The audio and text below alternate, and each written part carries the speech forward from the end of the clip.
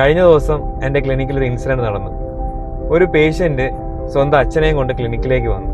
അപ്പം ഞാൻ ചോദിച്ചു എന്താണ് കാര്യമെന്ന് ചോദിച്ചു.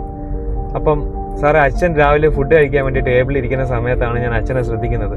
അച്ഛൻ ഒരുപാട് കഷ്ടപ്പെടുന്നുണ്ട് ആഹാരം കഴിക്കാനും എടുക്കാനൊക്കെ ആയിട്ട്.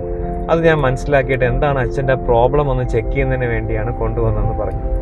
എൻ്റെ കൂട്ടത്തിൽ സംസാരിച്ച് വന്നപ്പോഴത്തേക്ക് പുള്ളി പറഞ്ഞു, എൻ്റെ അച്ഛൻ എന്നെ ഒരുപാട് കഷ്ടപ്പെട്ടാണ് എന്നെ വളർത്തിയത്. എനിക്ക് വലുതായി, ഞാൻ ജോലിയൊക്കെ ആയി.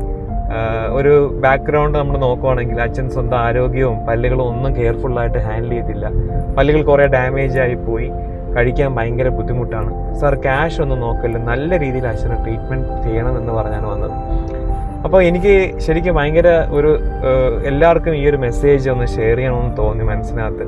കാരണം നമ്മളിൽ എത്രയോ പേഷ്യൻസ് അല്ലെങ്കിൽ എത്രയോ പേര് നമ്മൾ ഇതേപോലെ സ്വന്തം അച്ഛനെയും അമ്മയൊക്കെ കെയർഫുള്ളായിട്ട് ഹാൻഡിൽ ചെയ്യാറുണ്ട്.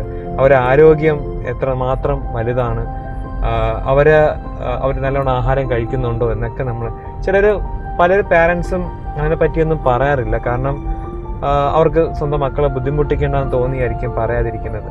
സോ നിങ്ങൾ എത്ര പേർക്ക് അങ്ങനെ ഒരു ഫീലിംഗ് ഉണ്ട് എന്നുള്ളത് നിങ്ങൾ കമൻറ്റ് ചെയ്യുക. ട്രീറ്റ്മെൻറ്റ്സ് സ്വന്തം അച്ഛനും അമ്മയെ പോലെ ഏറ്റവും വലുതാണ്. അവർ ചെയ്തു കൊടുക്കുന്നവർക്ക് വലിയൊരു പുണ്യ പ്രവൃത്തിയാണ്. അവർക്ക് ഭയങ്കര സന്തോഷമാവും. So take care your parents.